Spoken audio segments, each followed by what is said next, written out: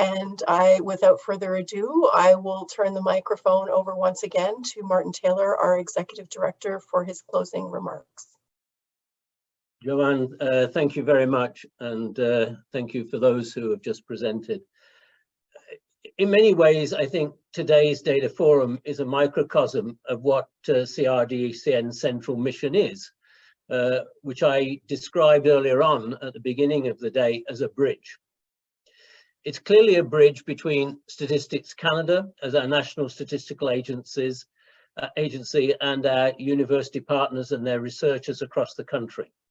And that's probably been by the major focus of today's exchange. But it's also, I think, a bridge increasingly to our partners in allied international organizations.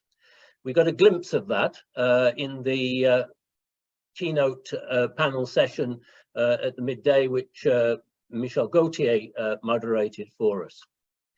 But regardless of whether it's the more domestic or the more international, the bridge is an effective means of communication, and it's an effective means of learning from and with each other.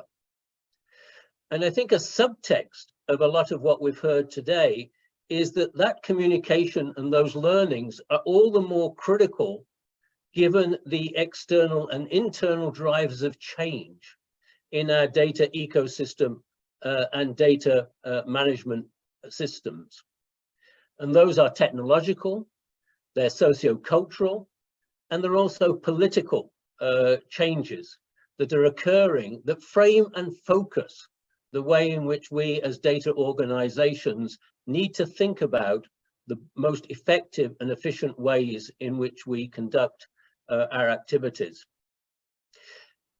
I've been impressed again with the depth and the breadth of the micro data that are available to us, both those existing and those, as Leila said, reminded us of earlier today, that are in the pipeline.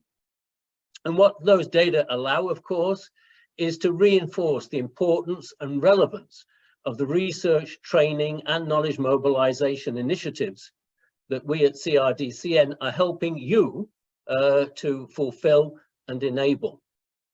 In that regard, I have to say, as our Executive Director, what a privileged role and responsibility we as a central staff team have to work with you to help those advances to occur. And it's that context, I think, that our future plans and directions are exciting, because it speaks, I think, to many of the needs that are vital to fueling and advancing the objectives that we all share. I'm thinking here particularly, of course, about accelerating the data flow with the new data that are in the pipeline, as well, of course, as increasing the access to those data as we move over the next year to remote access to the data, as well as the physical access that we have had the privilege of enjoying over the last 20 years.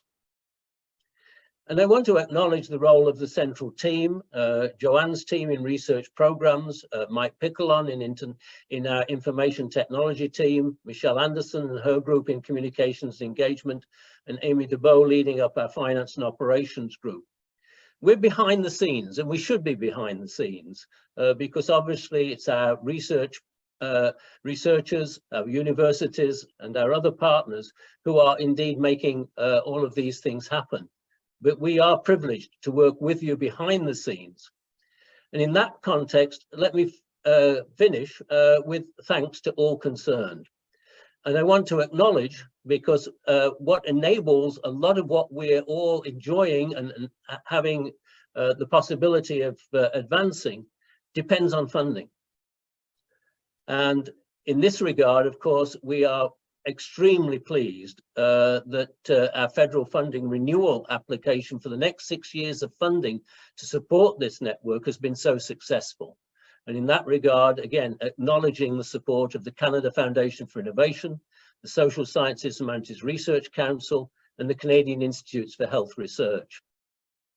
And I also want to thank Statistics Canada. I mean, clearly the participants today have reinforced how important that partnership is and how strong it is. I think there are very few examples, quite frankly, of research organizations being as closely, as effectively partnered with national statistical agencies, and indeed with government agencies more generally, than we are enjoying with the CRDCN network. Of course, I want to thank our presenters and moderators, including and not least our international guests who joined us at that midpoint in the proceedings. We really appreciate the quality of the presentations you made and the very professional way in which our moderators handled each of those sessions.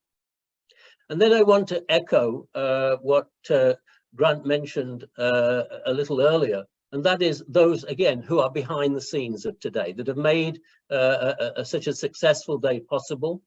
Grant himself, who is a quintessential MC, and thank you, Grant, for all you did today. To Joanne and Perry, the other members of the research programs group, and Michelle Anderson and Ryan Murphy, who have been absolutely critical, not only in promoting the event in advance to get us a very strong registration and attendance today, but behind the scenes, enabling the technology to work so smoothly. And then finally, for those of you who are still with us, and I know people have been coming and going as necessary through the day, thanks to all of you as attendees. And I hope, like me, you've learned a lot, and we look forward to continuing to serve your needs as best we can as our central staff team working with our various partners. And thank you all for being with us today. It's been a pleasure and a privilege to share the day with you. Thank you all.